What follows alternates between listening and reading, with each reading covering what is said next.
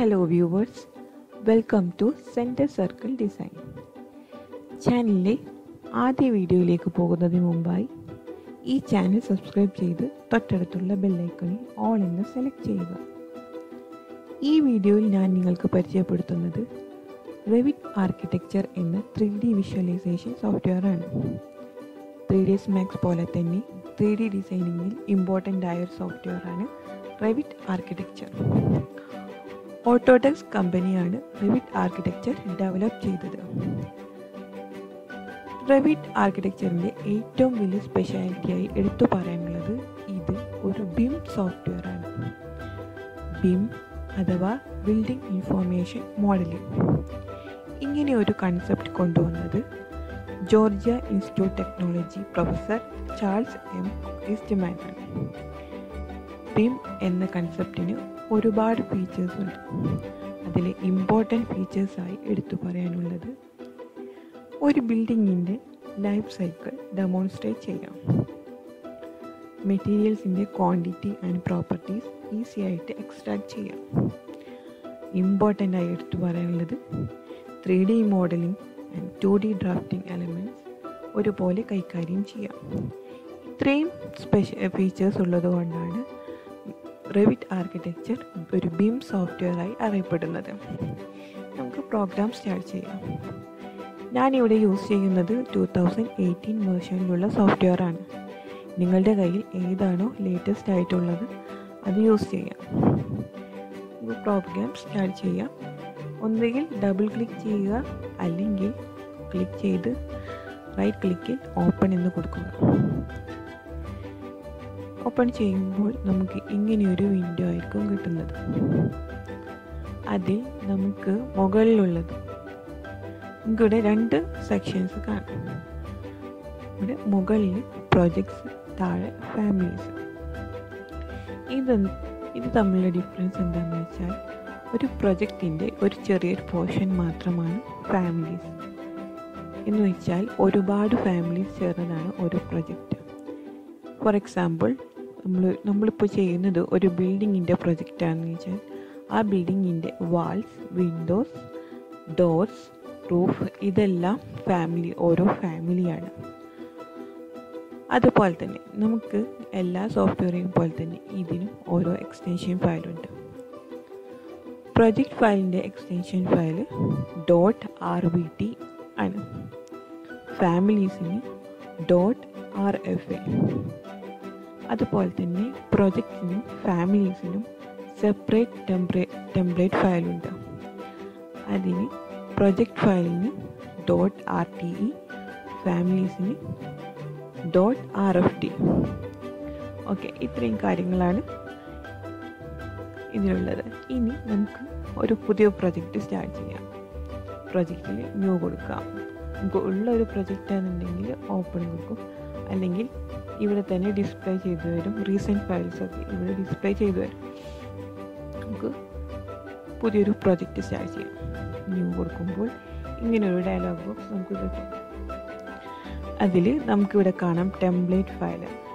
Template file എന്ന് ഉദ്ദേശിച്ചത് നമ്മൾ ഏത് ടെംപ്ലേറ്റിലാണോ നമുക്ക് ചെയ്യേണ്ടത് അതാണ് ഇവിടെ കാണിക്കുന്നത്. നമുക്കിവിടെ ക്ലിക്ക് ചെയ്യുമ്പോൾ കാണാം 4 തരം templates: construction, architecture, structural, mechanical. നമുക്ക് ഒരു 3D വിഷ്വലൈസേഷൻ സെക്ഷനിൽ നമുക്ക് ചെയ്യാനുള്ളത് ആർക്കിടെക്ചർ ടെംപ്ലേറ്റിലാണ്. സെലക്ട് ചെയ്തു, ഓക്കെ കൊടുക്കുമ്പോൾ നമുക്ക് കിട്ടുന്ന യൂസർ ഇൻ്റർഫേസ് ഇങ്ങനെയായിരിക്കും. നമുക്ക് ഈ യൂസർ ഇൻ്റർഫേസ് ഒന്ന് ആദ്യം പരിചയപ്പെടാം. മുകളിൽ ഇവിടെ R എന്ന് എഴുതിച്ചിട്ടുള്ളതാണ് ആപ്ലിക്കേഷൻ മെനു. പിന്നെ ഇവിടെ വരെയുള്ളതാണ് ക്വിക്ക് ആക്സസ് ടൂൾ ബാർ. ഇവിടെ ഓട്ടോഡെസ്ക് റെവിറ്റ് എന്ന് എഴുതി വെച്ചിട്ടുള്ള 3 പോർഷൻസ് ആണ്. ടൈറ്റിൽ ബാർ, ഇവിടെ മുതൽ ഇവിടം വരെ ഇൻഫോ സെൻറ്റർ. പിന്നെ താഴെ ഇവിടെ കുറേ പിക്ചേഴ്സ് കാണാം. ഇതാണ് റിബൺസ്. പിന്നീട് താഴെ ലെഫ്റ്റ് സൈഡിൽ 2 ബോക്സ്. ഇതാണ് മുകളിലുള്ള ബോക്സാണ് പ്രോപ്പർട്ടീസ് പാനൽ. ഒബ്ജക്റ്റിൻ്റെ പ്രോപ്പർട്ടീസ് ഒക്കെ കാണിക്കുന്നത് ഈ ഒരു ബോക്സിലാണ്.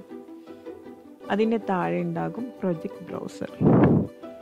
ഓക്കെ, ഇവിടെ ഉള്ളത് ഇത്രയും പോർഷൻസ് ആണ്. സ്റ്റാറ്റസ് ബാർ, അതിൻ്റെ താഴെ കാണുന്നത് വ്യൂ കൺട്രോൾ,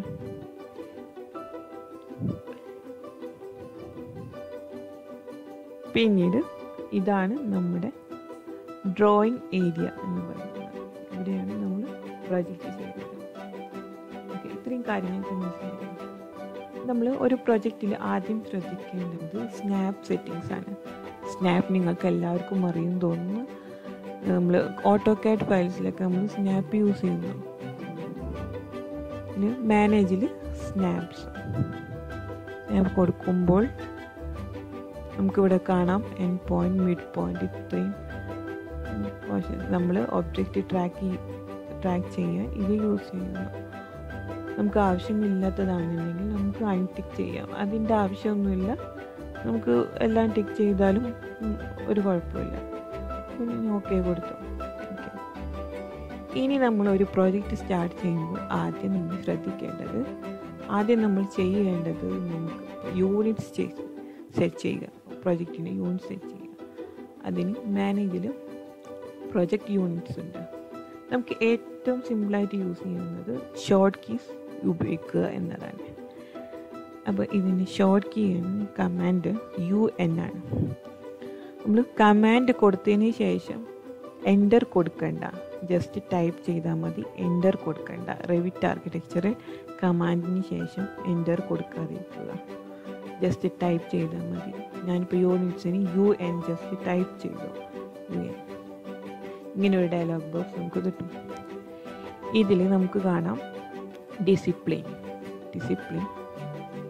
അതിൽ നമുക്ക് 6 വിധം യൂണിറ്റ്സ് കാണാം. കോമൺ, സ്ട്രക്ചറൽ, ഇലക്ട്രിക്കൽ, അങ്ങനെയുള്ള 6 യൂണിറ്റ്സ്.